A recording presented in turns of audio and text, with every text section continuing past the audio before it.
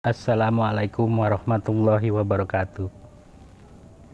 Saya hari ini diundang oleh TH2 untuk menceritakan tentang kisah teman saya yang dimana itu dia mempunyai sebuah bengkel servis TV.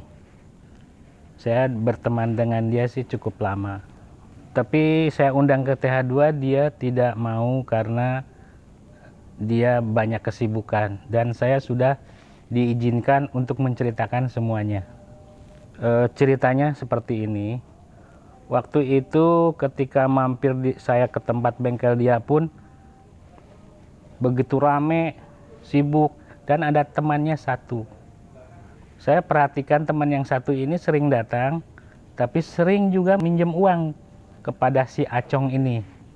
Nah, saking seringnya minjem uang, akhirnya hutang dia tuh makin lama makin banyak. Ditagihlah sama si Acong itu. Cong, saya nggak mampu bayar. Bisa nggak dibayarnya pakai kontrakan rumah saya? Kamu tinggal di kontrakan saya, terus lunas hutangnya. Seperti itu. Akhirnya Acong tuh menyetujui. Dan pada hari berikutnya, Acong sudah pindah ke tempat yang dimana dia ngontrak. Hari pertama dia mulai tidur di situ karena Acong tuh sendirian hidupnya. Hari pertama tidak merasakan apa-apa. Hari kedua pun tidak merasakan apa-apa. Sampai hari ketiga juga tidak merasakan apa-apa, tinggal di situ. Adem-adem saja dia, tenang-tenang saja. Pada hari berikutnya, hari keempat, dia merasakan sesuatu. Ketika waktu itu dia ingin mandi dan dia merasa kaget. Sikat gigi yang digantung oleh dia kok bisa jatuh. Padahal gantungan itu, sikat gigi di pakunya itu kan ada seperti payungnya itu. Kok bisa jatuh? Dan seterusnya dia seperti itu, asal pagi dia mau mandi, sikat gigi jatuh. Terus asal mandi lagi, sikat giginya jatuh. Dah, mulai dari situ dia merasa heran. Ada apa ini? Dan bukan itu saja yang terjadi pada dia itu. Dia juga merasakan pada saat malam dia tidur, saking lelahnya itu dia tertidur. Tapi dia juga akhirnya malam-malam bangun, ingin ke kamar mandi. Dan dilihat sikat giginya belum terjadi apa-apa, belum jatuh gitu kan. Begitu habis kamar mandi tidur lagi, tapi tidur antara tidur dan tidak tidur. Jadi kasurnya dia itu di bawahnya ada tikar. Tikar bukan dari karpet. Jadi ada gerakan apapun pasti kerasa bunyinya. Dan dia merasakan pada malam itu antara tidur dan tidak tidur, tikernya itu seperti ada yang berjalan, kerosak. Kalau cerita dia sih sepertinya seperti ada ular katanya. Ular besar yang berjalan seperti itu. Dia kaget dengan bunyi-bunyian seperti itu, kaget, merasa takut juga. Akhirnya dia saking lelahnya tidur. Diabaikan seperti itu bunyi-bunyian itu. Juga pada malam-malam berikutnya dia tidur saking pulesnya sampai dia juga terbangun. Dia merasakan kaki jempolnya digigit oleh cecurut. Begitu dia bangun digigit, dia merasakan gigitan itu seperti setrum raket nyamuk. Dia merasakan seperti itu. Dan dia melihat kakinya yang jempolnya itu berdarah. Dia elap, dia bersihkan darahnya. Terus sampai bersih, dia bersihkan.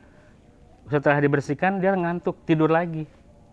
Dia merasakan sakit pada saat bangun itu, dia tidur lagi. Begitu dia bangun pagi, dilihat yang semalam kaki jempolnya sobek, berdarah. Ternyata tidak ada apa-apa, rapat lagi, seperti semula. Dia merasa heran di situ. Dan dia ke kamar mandi, tetap seperti biasa. Sikatnya jatuh lagi. Gitu, seperti itu. Dan malam berikutnya dia kena lagi gangguan tuh. Seperti Lampu dia yang di kamar itu kedap-kedip. Saking keselnya dia matiin aja, dia pasang lilin. Saking keselnya dia tidurlah lagi dia.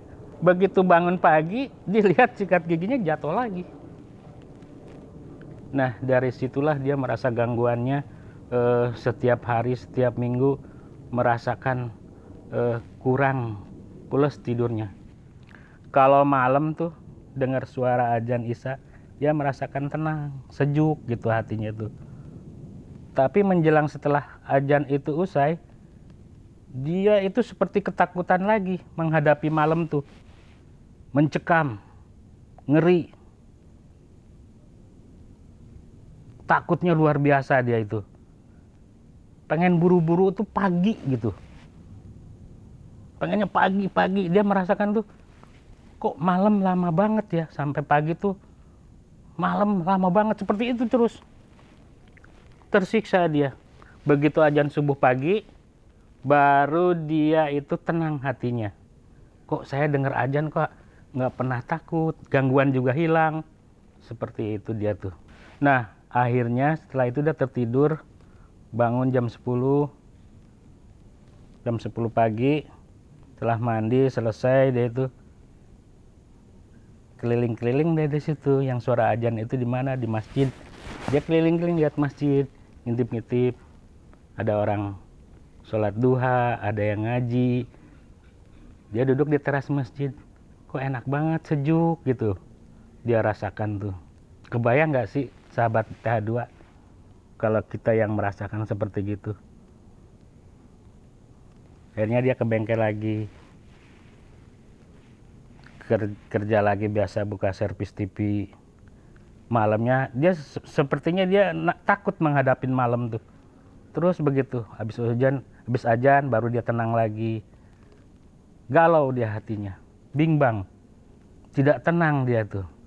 Dia akhirnya memutuskan mencari ustadz setempat. Dia pengen banyak cerita tentang agama Islam, pengen banyak cerita ajaran-ajarannya, dan dia akhirnya ingin masuk agama Islam. Pak Ustadz nanya, kamu masuk agama sini terpaksa apa karena kesadaran sendiri? Kesadaran sendiri, saya merasakan ketenangan, kata ngomong gitu ke ustadznya. Nah, setelah itu dikumpulkanlah warga-warga semua, yang ustadz-ustadz yang pengajian di situ untuk menyaksikan Acong ini masuk agama Islam dan baca syahadat. Setelah itu dia merasakan ketenangan. Setelah dia sering diajarkan sholat, dia kadang-kadang kalau tidak ke masjid sholat di rumah. Itu gangguan-gangguan itu mulai sedikit. Tidak kayak kemarin jor-joran lah gitu istilahnya. Ada yang ini, ada yang itu, ada yang itu. Dan dia juga waktu itu dia mandi juga dia pernah melihat yang sehingga dia tidak jadi mandi di situ di rumah. Air baknya itu gitu kayak ombak mengalun gitu di dalam bak tuh air itu. Nah, setelah dia masuk Islam ini, alhamdulillah gangguannya tidak ada, karena ustadznya juga pernah diundang ke rumah kontrakannya untuk ngaji di situ bareng-bareng. Setelah masuk Islam itu dia akhirnya memutuskan untuk pindah rumah. Begitu teman-teman, sahabat TH2, cerita tentang Acong, bahwa hidayah itu kepada siapapun saja yang mendapatkannya. Ya, segitu saja kisahnya. Mudah-mudahan bermanfaat. Assalamualaikum warahmatullahi wabarakatuh.